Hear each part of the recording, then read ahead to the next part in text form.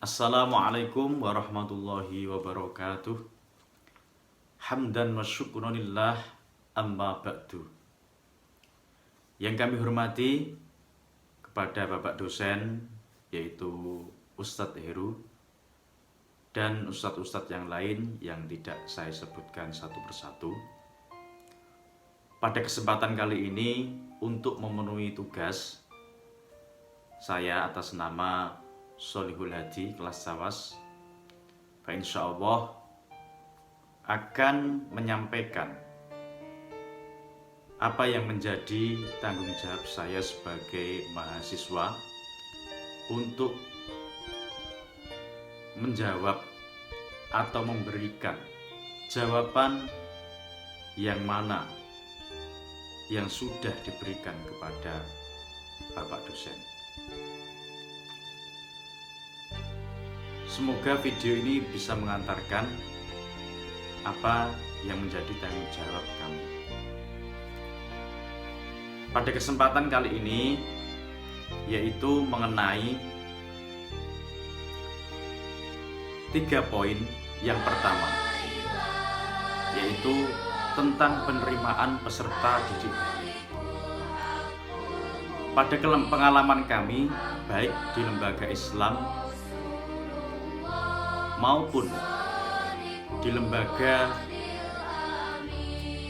pendidikan formal, untuk penerimaan siswa baru tentunya kita harus mengatur strategi yang sebaik mungkin. Di antaranya yaitu kita sudah mempersiapkan tim. Kita bentuk tim. Yang pertama misalnya tim untuk mendata calon siswa baru yang akan mendaftarkan pada lembaga kita. Dan yang kedua misalnya ada tim untuk menyeleksi siapakah yang harus diterima dan siapakah yang tidak diterima di lembaga kita. Dan yang ketiga, kita bentuk tim lagi diantaranya, yaitu untuk mempersiapkan soal-soal yang kita nantinya untuk bahan seleksi harus mempersiapkan soal untuk kita sodorkan kepada calon peserta didik baru di lembaga kita.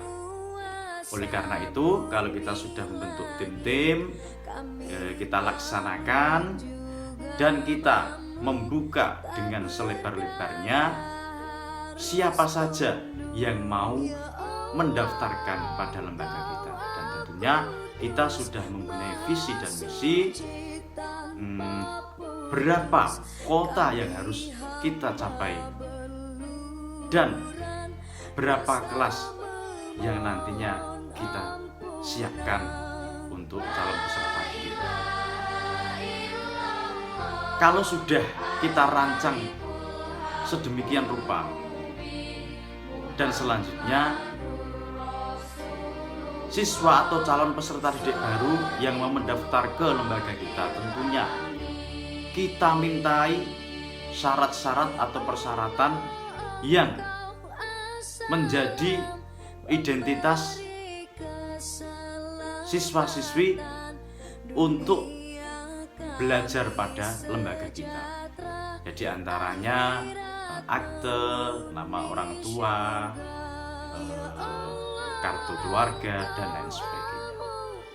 Nah, kalau sudah demikian rupa kita siapkan, nah, nanti kita jaring semua berapa kota yang kita inginkan. Kalau sudah masuk semua, ya kita seleksi dan kita adakan tes untuk mengetahui seberapa lincah atau cerdas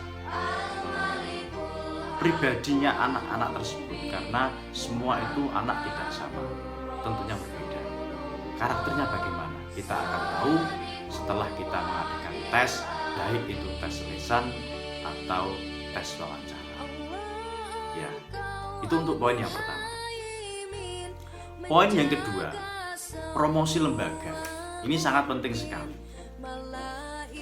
Di era pandemi atau COVID-19 ini, baik sekolah swasta maupun negeri, itu caranya mempromosikan lembaganya atau SD-nya itu hampir sama.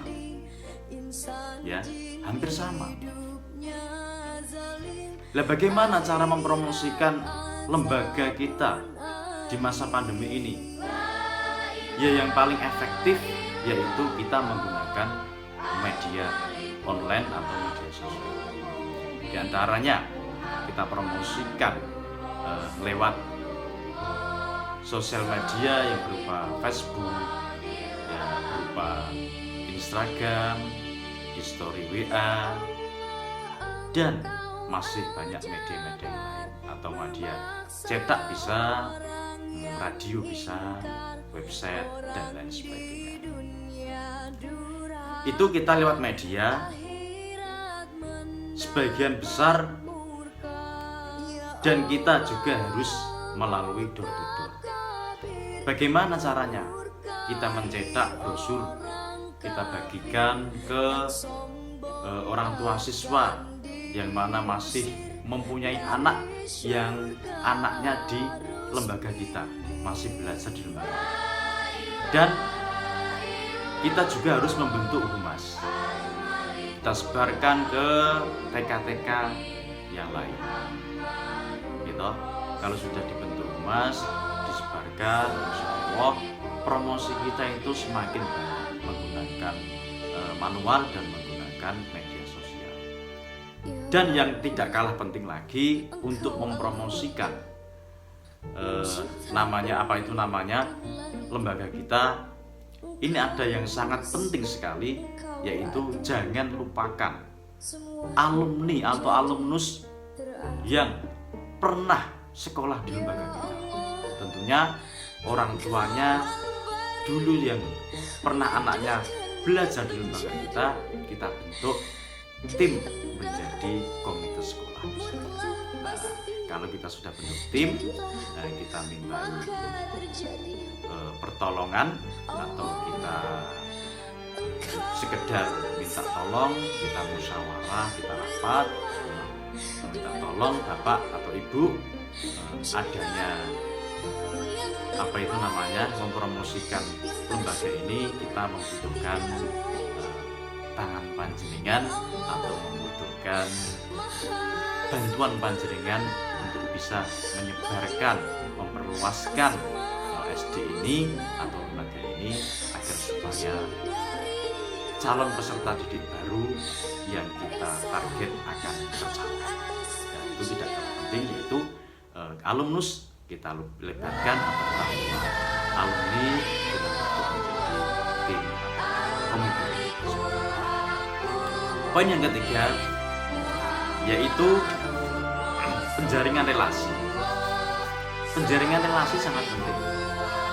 Di mana titik itu ada orang berkumpul, di mana pada titik itu ada perkumpulan, dan di mana pada titik itu ada organisasi.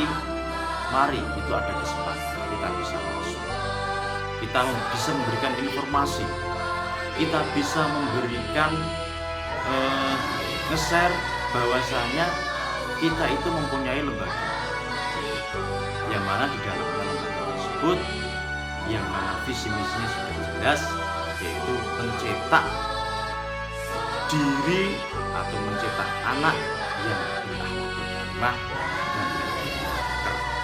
Insya Allah kalau promosi kita solid, promosi kita cerdas, maka akan bisa diterima oleh masyarakat dan ada minat untuk menyekolahkannya di lembaga kita. Itu sudah saya terangkan ketiga poin.